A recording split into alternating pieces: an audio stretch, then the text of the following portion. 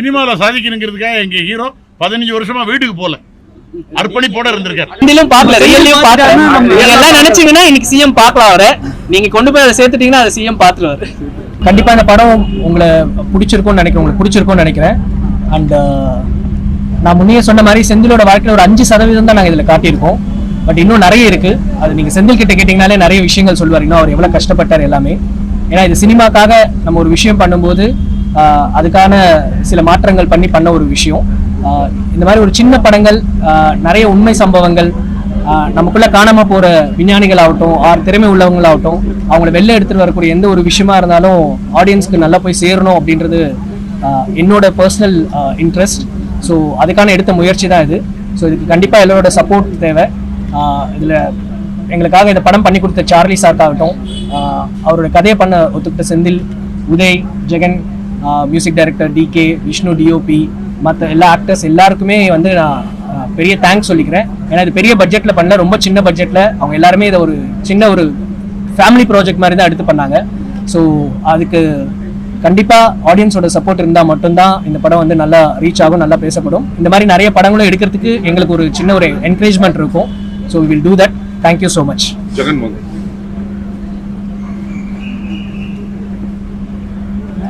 ஆக்சுவலாக என்ன பேசுறதுன்னு எனக்கு தெரியல.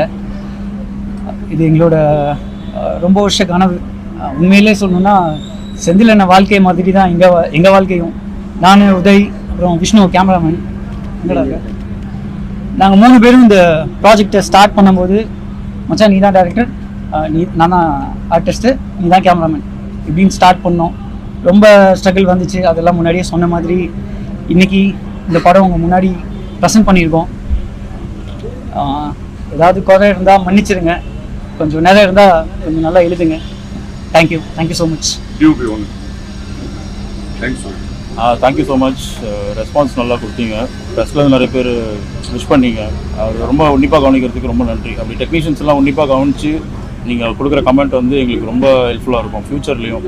ஏன்னா நாங்கள் ப்ராக்டிக்கலாக நிறைய டிஃபிகல்ட்டிஸ் ஃபேஸ் பண்ணிட்டு தான் வரோம். பட் அந்த கஷ்டம்லாம் இப்போ எதுவுமே தெரியல. ரொம்ப தேங்க்ஸ்.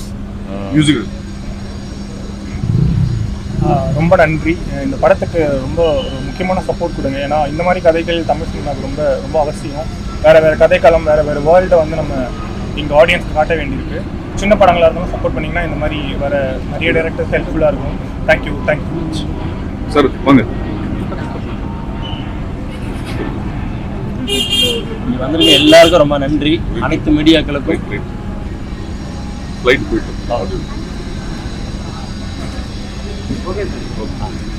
இங்கே வந்திருக்க அனைத்து மீடியா, அனைத்து ஊடகங்களுக்கும் ரொம்ப நன்றி. படம் பார்த்துருப்பீங்க, கண்டிப்பாக உங்களுக்கும் பிடிச்சிருக்கும். சிரமப்பட்டு தான் எடுத்திருக்கோம். படம் வந்திருக்கு, நல்லா வந்திருக்கு. உங்கள் எல்லாருக்கும் நன்றி.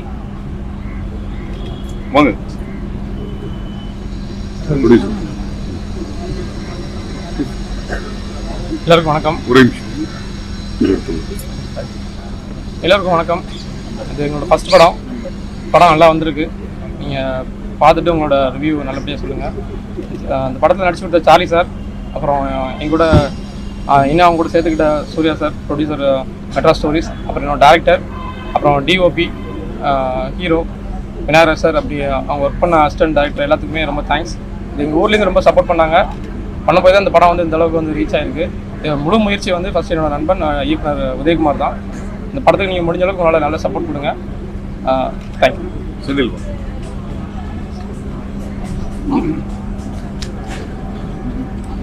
ஒரு நாட்டின் வளர்ச்சி வந்து பார்த்திங்கன்னா அறிவியல் வளர்ச்சி வச்சு தான் அந்த நாட்டின் வளர்ச்சி வந்து பேசிக்கிறாங்க. அதனால வந்து பார்த்திங்கன்னா இந்த மாதிரி சின்ன கண்டுபிடிப்பாக இருந்த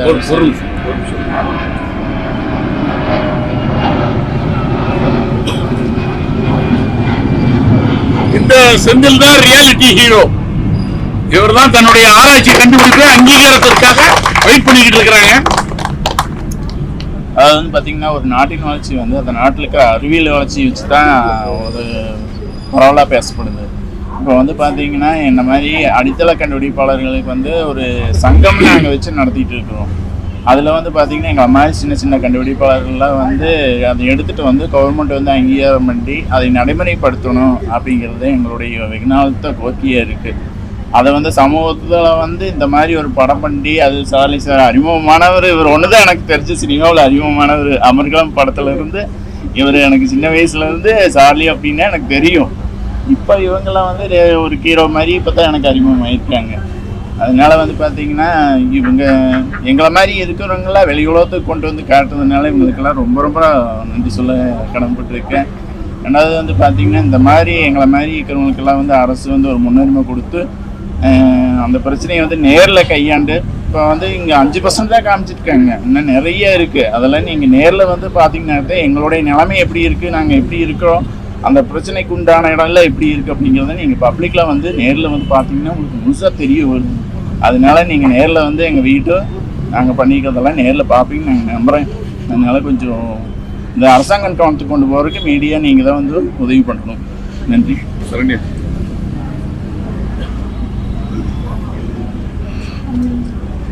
நான் இப்போ தான் ஃபஸ்ட் டைம் படம் பார்க்குறேன்.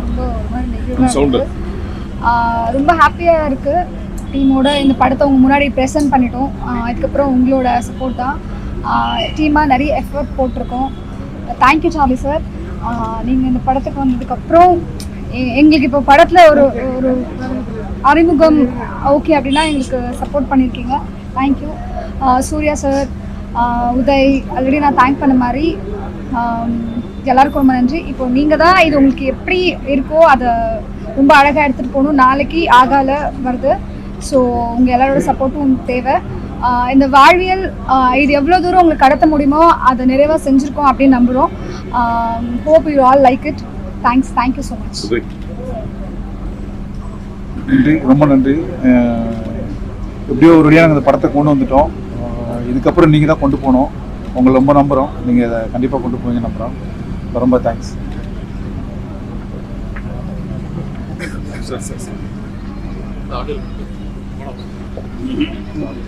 இந்த படம் எல்லாருமே பார்க்கணும்.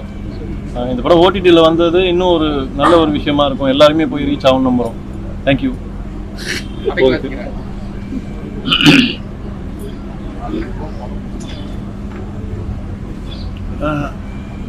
ஒரு நீண்டகால போராட்டம், நிறைய பிரச்சனைகளை எதிர்கொண்டு ஒவ்வொரு ஃப்ரேம்லையும் ஒரு தாய் தன் குழந்தையை பெற்று எடுக்கிறதுக்கு எப்படிப்பட்ட ஒரு பிரசவ வேதனையோ அப்படி மிக அழுத்தமான பதிவை தந்த படைப்பாளி எங்க டைரக்டர் உதயகுமார் சாருக்கு எனக்கு வாய்ப்பு கொடுத்ததுக்காக நான் அவருக்கு இந்த நேரத்தில் நன்றி சொல்லிக்கிறேன். இந்த படைப்பு இது எக்ஸ்க்ளூசிவா நாளையிலிருந்து ஆஹா ஓடிடி தளத்தில் வர இருக்கு. அதற்கு முன்பாக உங்களுக்காக பிரத்யேகமா இந்த காட்சி ஏற்பாடு செய்யப்பட்டு இதான் ஃபர்ஸ்ட் டைம் மக்கள் மத்தியில் பிரசன்ட் பண்ணப்பட்டிருக்கு. ஏன்னா நேற்று வரைக்கும் இந்த படத்துடைய வேலைக்காக மொத்த டீம் ஒர்க் பண்ணியிருக்காங்க. ஒர்க் பண்ண பெரும் பங்கை தன் தோல்ல சுமந்துக்கிட்டு வேலை பார்த்த எங்க டைரக்டர் உதயகுமார் சார், அப்புறம் கூட நின்று பக்கபலமா நின்ற திரு சரவணன், இப்படிப்பட்ட நல்ல நண்பர்களுக்கெல்லாம் தாண்டி மிக உறுதுணையாக தயாரிப்புல இருந்த எங்க சூரியநாராயணன் சார், அவருக்கு மொத்த என்டையர் டீம் சார்பா நான் நன்றியை தெரிவிச்சுக்கிறேன். சார், ஒரு படம் பெரிய படமா சின்ன படமா அப்படிங்கிறது அதுல போடக்கூடிய பட்ஜெட் முடிவு பண்ணாது. ரிலீஸுக்கு பிறகு மக்கள் மத்தியில வரக்கூடிய வரவேற்பு தான் அந்த படம் பெரிய படமா சின்ன படமா அப்படிங்கிறத முடிவு செய்யும். உள்ளபடியே நம்ம உரத்த குரல்ல உறுதியா சொல்ல முடியும், இந்த படம் பெரிய படம், மக்கள் மத்தியில நிச்சயமாக வரவேற்பு பெறும் அப்படிங்கிற நம்பிக்கை எங்க எல்லாருக்கும் இருக்கு. எந்த ஒரு படைப்பையுமே ஒரு கமர்ஷியல் சினிமாவுக்குள்ள பரபரப்பான சினிமா உலகத்துல சார் தியேட்டர் கிடைக்கல, சார் சேனல் கிடைக்கல, சார் ஓடிடியில் ஸ்லாட் கிடைக்கல, இவைகளுக்கு நடுவுல இந்த பரபரப்பான காலகட்டத்தில் சூர்யா சார் மாதிரி ஒரு நல்ல producers encourage the whole team making forward as a Aha ஓடிடியில் நாளைக்கு வெளியாகிறது. மொத்த team felt more happy and they are submitting their thanks to the entire audience. நண்பர்களே, இந்த படம் கதாநாயகன் சார்ந்த படம் அல்ல. இந்த படத்துல கதைதான் நாயகன். இதுல ரொம்ப உன்னிப்பா பார்க்க வேண்டியது, உள்ளபடியே தன்னுடைய ஆராய்ச்சி செய்து கண்டுபிடிப்புகளுக்கு ஒரு அங்கீகாரம் கிடைக்கணுமே அப்படிங்கிறதுக்காக ஏங்கிக்கிட்டு இருக்கிற ரியல் ஹீரோ வந்திருக்காரு. பிரமாதமா ஒர்க் பண்ண ஜெகன் எக்ஸலண்டா தன்னுடைய அர்ப்பணிப்போட சில ஆண்டுகள் இந்த படத்துக்காக டெடிகேட்டா ஒர்க் பண்ண ஜெகன் சார் இனி வரும் காலங்களில் நம்பிக்கையோட தமிழ் சினிமாவில் எதிர்பார்க்கலாம். அப்படி ஒரு பிரமாதமான ஆக்டர். ஸோ அவரை நீங்க அத்தனை பேரும் ஒட்டுமொத்தமாக என்கரேஜ் பண்ணணும். Excellent of director of photography. இவ்வளவு சிக்கனமான உபகரணங்களை வச்சுக்கிட்டு பிரமாதமான ஒரு போட்டோகிராஃபி கொடுத்த நம்முடைய டைரக்டர் ஆஃப் போட்டோகிராஃபி. ஸோ அவருக்கு மொத்த தமிழ் சினிமா ரெட் கார்பெட் கொடுத்து வரவேற்கணும். இந்த மாதிரி டைரக்டர் ஆஃப் போட்டோகிராஃபி இந்த படத்துல என்ன சிறப்பு அப்படின்னா, நீங்க ட்ரோன் ஷாட் பார்த்திருப்பீங்க டாப்ல, அது ஒண்ணுதான் அந்நிய உபகரணம். மற்ற எல்லாமே ஒரு சாதாரணமான கிடைக்கக்கூடிய எளிய பொருள்களை வச்சுக்கிட்டு அவங்க பண்ணப்பட்ட போட்டோகிராஃபி. இது கிட்டத்தட்ட நான் பாதி படம் பார்த்துக்கிட்டு இருக்கும் பொழுது ஏதோ இங்கிலீஷ் ஃபிலிம் பார்க்குற மாதிரி இருந்துச்சு. அவ்வளவு பிரமாதமா பண்ணியிருக்காங்க நண்பர்களே. இதுல நம்ம தீபக் நந்தகுமாருடைய மியூசிக் வந்து ஒரு கேரக்டர் மாதிரியே கூடவே வருது. ஒரு மனித அவலங்களை மியூசிக்ல சொல்றது ரொம்ப கடினம்.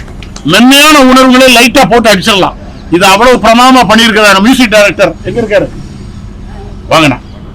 மிக உயர்ந்த நிலைக்கு வரக்கூடிய உயரமான இசையமைப்பாளர். உங்க உங்க உங்க அத்தனை பேருடைய ஆதரவு எங்களுடைய ஹீரோயின்ல இருந்து ஒவ்வொரு கேரக்டர்ஸ் பண்ண அத்தனை பேருக்கும் எப்பொழுதும் தேவை. நீங்க இந்த படத்தை பார்த்த ரசித்து என்கரேஜ் பண்ண எங்களுக்கு மொத்த டீம் சார்பாக உங்களுக்கு நாங்க நன்றியை தெரிவிச்சுக்கிறோம். we are all submitting our thanks to you. You have to take over to the entire world. நன்றி.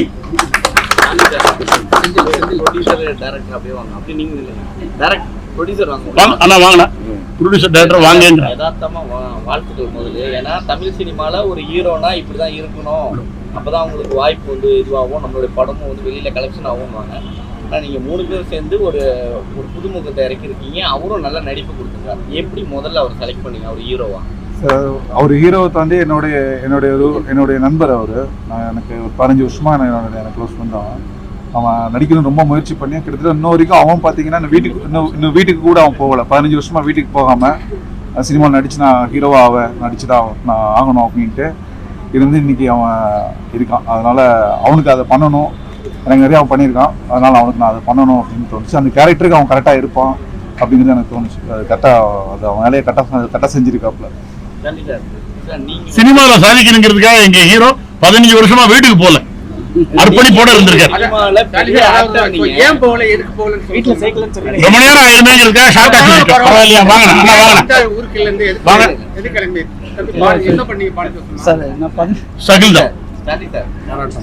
நீங்க வந்து ஒரு பெரிய ஆக்டர். எல்லாரும் விஜய் சார் நான் சின்ன நடிகர், பெரிய நடிகர் வரணும்னு ஆசைப்பட்டுக்கிட்டே ரொம்ப நாளா இருக்கேன். புதுமுகம் நடிக்கும் பொழுது வேணாம் அப்படின்னு சொல்றது நிறைய வாய்ப்பு இருக்கு. நீங்க எப்படி அவர் ஹீரோவா அவருக்கு சூஸ் பண்ணி நீங்களும் அவருக்கு சப்போர்ட் பண்ணி நடிச்சீங்க? ப்ரொடியூசர் நிறைய சம்பளம் கொடுத்துருக்காரோ அப்படின்ற டவுட் வருது இல்லை உங்களுக்கு? லைட்டா. ஏன்னா ஏற்கனவே ப்ரொடியூசரை வாழ்த்துவீங்க, அதனால. சரி, நான் எல்லா ப்ரொடியூசரையுமே வாழ்த்துவேன். சரி, காலையில ஒரு இட்லி சாப்பிட்றோம், 3 மணி நேரம் கழிச்சு என்ன இட்லி சாப்பிட்டீங்களா அப்படின்னு கேட்டா திகட்டுதியாயோ இப்பதானே சாப்பிட்டோம் அப்படிங்கும். 44 வருஷமா சார்லி திகட்டாமலே இருக்கிறதுக்கு காரணமே I am able to adapt with அடுத்தடுத்த டீமோட என்னால் அடாப்ட் பண்ண முடியுது. ஒன்று, இந்த மாதிரி ஃபில்ம் மேக்கர்ஸ், நான் டைரக்டர் உதயகுமார் சாருக்கு தான் நான் நன்றி சொல்லணும். அவங்களுடைய புதிய படைப்பு வைக்கும் பொழுது இவர்னா நமக்கு பிளெக்சிபிளா வேலை செய்வாரு அப்படிங்கிற ஒரு எண்ணம் இருக்குல்ல,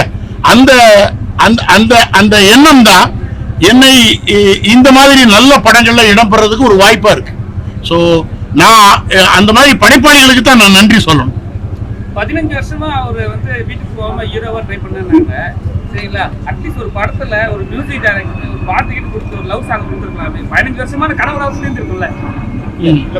சொல்லுங்க எப்படி?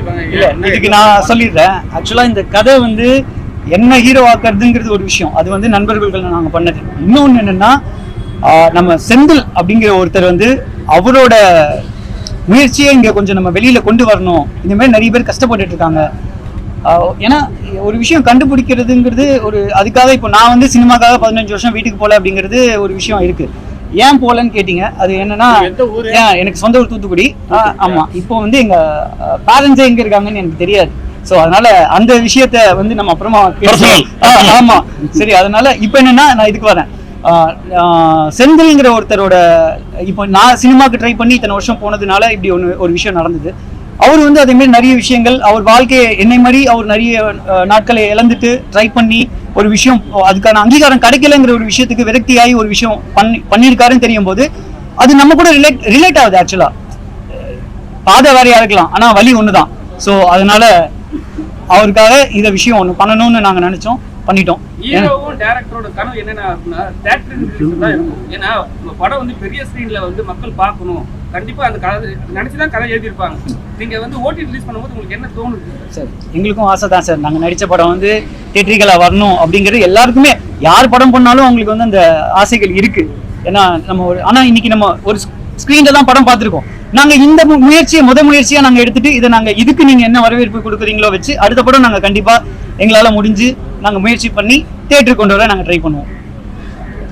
இந்த ஊமியன் கேரக்டர் எப்படி ஊமியன் கேரக்டர் நல்லா பண்ணிருக்காரு.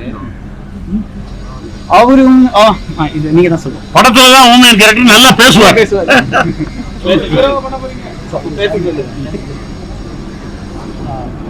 இந்த படம் பார்க்க வந்ததுக்கு மீடியாவுக்கு அத்தனை பேருக்கு நான் நன்றி சொல்லிக்கிறேன். உதய் நானும் ஏடியா தான் ஒர்க் பண்ணேன். உதய் நானுமே ஒன்றா ஒரு சின்ன ராமசாமி கிட்ட ஏடியா ஒர்க் பண்ணியிருந்தோம். அப்போ எங்கள் 2 பேருக்கும் ஒரு பழக்கம் இருந்தது. அப்போது ஒரு நாள் ஷூட்டிங்கில் நான் இப்படி ஒரு கேரக்டர் இருக்குது, நீங்கள் பண்ணுறீங்களான்னு கேட்டார். நான் பண்ணலாம்டா, அதில் ஒன்றும் பிரச்சனை இல்லை அப்படின்னு சொல்லும்போது தான் அப்படி தான் அந்த கேரக்டர் இருந்தது. அதில் ஒரு பேச முடியாத ஒரு ஆளாக நடிக்கணும்னு சொன்னார். ஆனால் அவன் என்ன சொன்னானோ அதுதான் நான் பண்ணேன். நான் எதுவுமே பண்ணேன். அவன் நடிச்சு காமிச்சா ஆக்சுவலாக அவன் நடிச்சு காமிச்ச அளவுக்கு என்னால் நடிக்க முடியல. அவன் ரொம்ப பெட்டராக பண்ணான். அதை வாங்கி பண்ணான், அவ்வளோதான்.